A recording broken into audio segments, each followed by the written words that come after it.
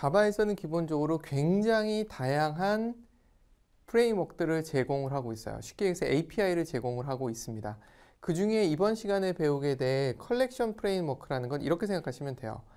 데이터를 모아서 관리하기 최적화된 방법들을 제공한다.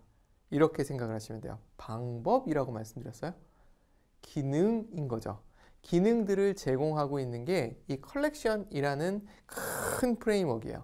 이 프레임워크를 사용하시면 여러분들이 데이터들을 좀 더 효율적으로 관리하는 그런 알고리즘 또는 자료 구조론을 여러분들은 손 하나 안 대고 코 푸는 그런 형태의 편안함을 만끽하실 수 있어요. 대신에 사용법은 알아야 되고 API를 읽으실 수 있으셔야 돼요. 앞에서 우리가 기본 패키지 몇 가지 쭉 보셨잖아요. 그런 것처럼 이번 챕터도 좀 비슷해요.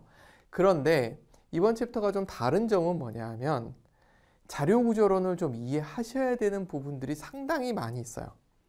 이 수업을 듣고 계신, 이 강의를 듣고 계시는 분들 중에 자료 구조론을 들으신 분도 계시고 안 들으신 분들도 계실 거예요. 또는 동시에 듣고 계시는 분들도 계실 거고요. 그걸 자료 구조론을 만약 들어보신 분들이라면 좀 쉬우실 거고요. 아니신 분들은 이렇게 생각해 주셨으면 좋겠어요. 제가 자료 구조론에 나오는 아주 기본적인 개념들만 간단하게 맛보기로 보여드릴게요. 그러고 나면 여러분들이 자료 구조론 수업을 들을 때, 데이터 스트럭처를 들을 때 훨씬 도움이 되실 거예요. 그런 식으로 따라와 주셨으면 좋겠어요. 간단하게 얘기하면 배열을 좀 더 광범위하게 효율적으로 쓰겠다 라고 생각하셔도 좋으세요. 물론 배열하고 좀 다른 부분도 있지만 어쨌든 간에 기본적으로 프로그램은 효율적으로 돌아가기 위해선 데이터를 모아놓고 관리하는 거죠. 우리 다양성 했던 이유도 사실은 그거죠. 그러니까 실제로 여러분들 객체 지향이 쭉 이어지고 있는 거예요. 그 객체 지향을 좀 더 효율적으로 쓰기 위한 방법들을 만들어 놨다. 이렇게 생각하셔도 좋을 것 같아요. 자, 하나씩 보도록 할게요. 이렇게 표현해요. 유사한 객체를 여러 개 저장하고 조작한다. 다양성. 유사한 객체라는 표현보다는 이렇게 생각하시면 돼요. 유사한 객체는 결국은 상속성에서의 관계를 가지고 있는 객체들이에요. 그렇죠? 그런 하이어라키 상에서의 이네리턴스 관계가 있는 애들끼리 모아서 관리한다. 계속 했던 거죠. 다양한 형태의 객체, 관리 기법, 데이터 관리 기법을 지원한다. 자료 구조론. 그래서 여러분들은 자료 구조론을 배우신 분들은 복습, 새로 하시는 분들은 예습 이렇게 되게 됩니다. 자, 뭐 이런 얘기들을 해요. 근데 이건 뒤에 설명을 좀 드려보도록 할게요. 자, 컬렉션은 뭐 다시 한번 얘기한 거예요.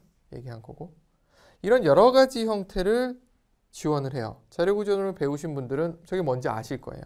스택은 간단해요. 동전을 이렇게 위에서 넣는 것들을 생각하는데요. 쭉 넣으면 맨 마지막에 넣었던 것을 제일 먼저 빼서 쓰게 되는 거죠. 그게 스택이에요.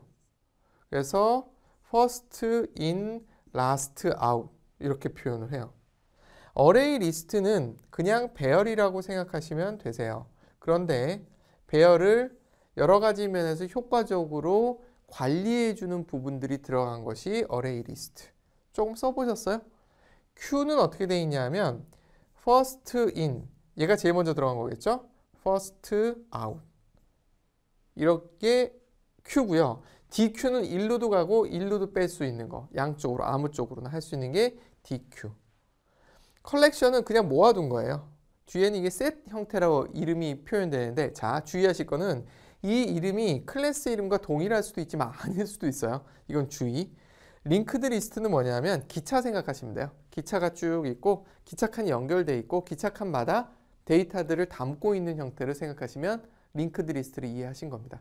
제가 C 언어를 할 땐 이 링크드 리스트를 갖고 포인터 개념을 완벽하게 이해를 시켜드리곤 합니다.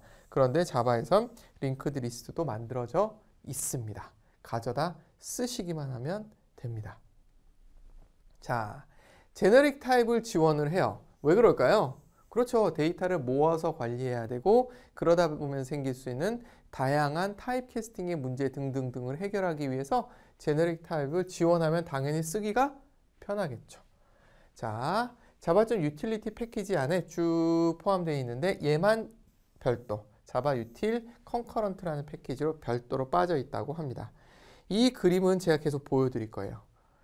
이런 식의 하이어라키를 갖고 있어요. 컬렉션은 크게 두 가지예요. 컬렉션과 맵.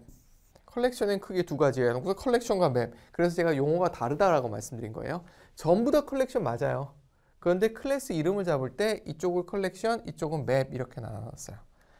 차이는 뭐냐? 여기는 혼자 있는 애들이 쭉 모여 있는 거고요. 맵은 두 개씩 쌍으로 되어 있는 걸 묶어서 관리하는 애들이에요. 그렇게 차이가 나요. 얘는 하나를 별도로 생각하는 것들이 모여 있는 걸 관리하는 방법이 컬렉션. 맵은 두 개의 데이터를 하나처럼 묶어서 다녀요. 이거 보통 키, 밸류 이렇게 표현하는데 그렇게 해서 쓰는 것을 맵 이렇게 구분을 해놨어요. 이렇게. 자, 컬렉션 인터페이스. 얘를 한번 좀 들여다봤어요. 어떻게 생겨 먹었는지. 자, 제너릭 타입인 거 보이시죠? 제너릭 타입 형태로 되어 있고요. 여기 보면 The type of element in this collection. 뭐 이거 우리가 제너릭 타입 할 때 앞에서도 봤던 거니까 그런가 보다 하는데 여기 뭐지? 이터러블이라는 거를 상속했네? 라는 게 보여요. 얘도 제너릭 타입이네. 그리고 얘를 상속받은 인터페이스들이 이런 것들이 있네. 여기도 보이죠? 그러니까 전부 다 표시한 게 아니에요. 이 책에서는 이 정도만 설명하겠다라고 얘기한 것 뿐이에요. 그리고 보면 인터페이스다 보니 이 링크드 리스트 같은 경우 리스트도 상속하고 있고 큐도 상속하고 있고 이런 형태가 보이죠. 인터페이스니까 가능하죠. 그리고 이걸 임플리멘트한 클래스들이 이런 것들이 있어요 라는 것들. 그러니까 JDK 안에 들어있는 클래스들, 이 컬렉션이라는 인터페이스를 상속해서 구현한 클래스들이 이렇게나 많아요. 여러분들은 또 만들 수도 있어요. 얘는 파이널이 아니니까. 그래서 뭐 이런 것들이 보입니다. 그래서 상속은 이터러블이라는 걸 상속했네요. 자, 그래서 제가 이터러블 예제를 뒤에도 나오지만 간단하게 하나만 좀 보여드리고 갈게요. 자, 배열을 만들었어요. 콜렉션을 만듭니다. 제너릭을 주고요. 타입 매개 변수를 줬어요.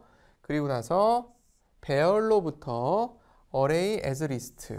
요거 뒤에 또 설명 나와요. 이렇게 받아낼 수 있어요. 리스트의 상위 타입이 컬렉션이어서 이렇게 받아집니다. 그런데 여기서 보면 예전엔 이런 식으로 주로 했었어요.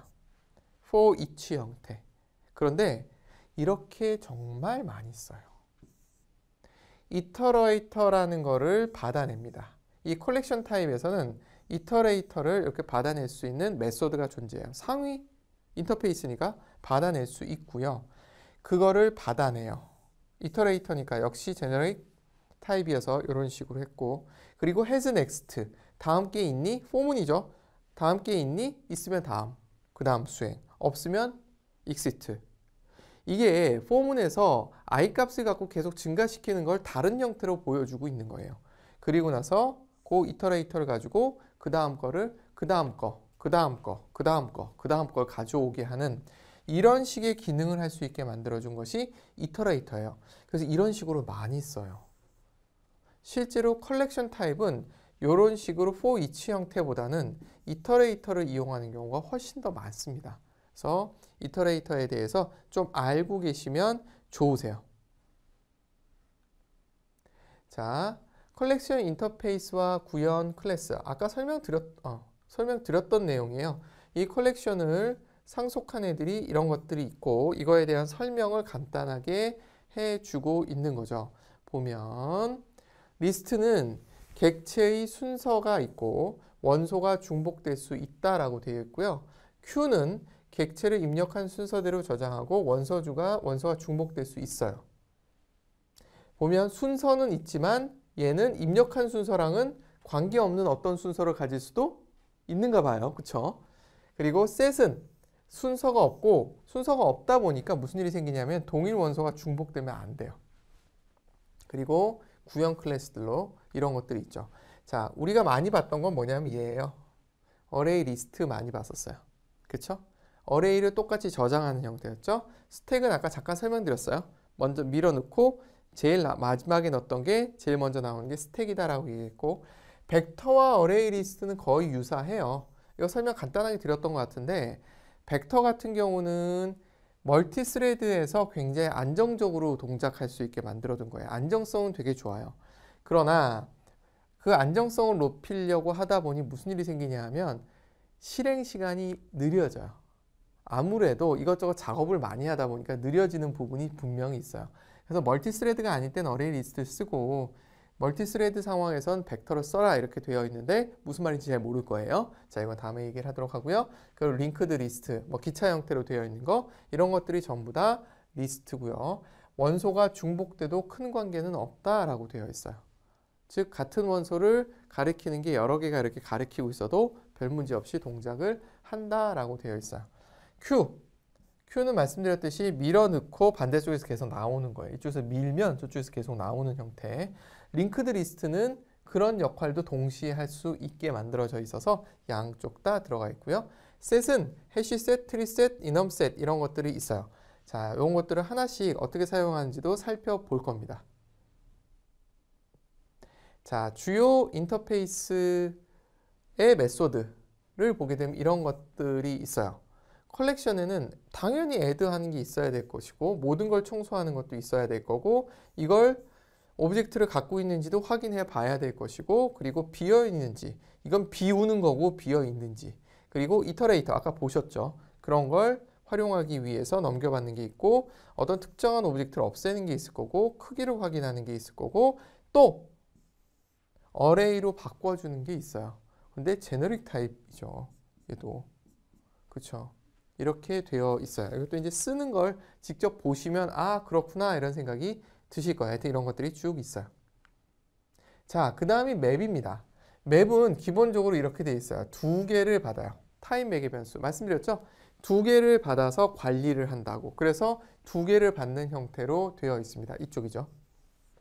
보통 앞에 있는 걸 키라고 하고요. 뒤에 있는 걸 value라고 해요. 이게 왜 이런 식으로 구별이 되어 있느냐 하면 두 개가 페어인데 하나가 키인 게 있고요. 이걸 통해서 검색을 하고 거기에 데이터 값을 찾는 형태예요.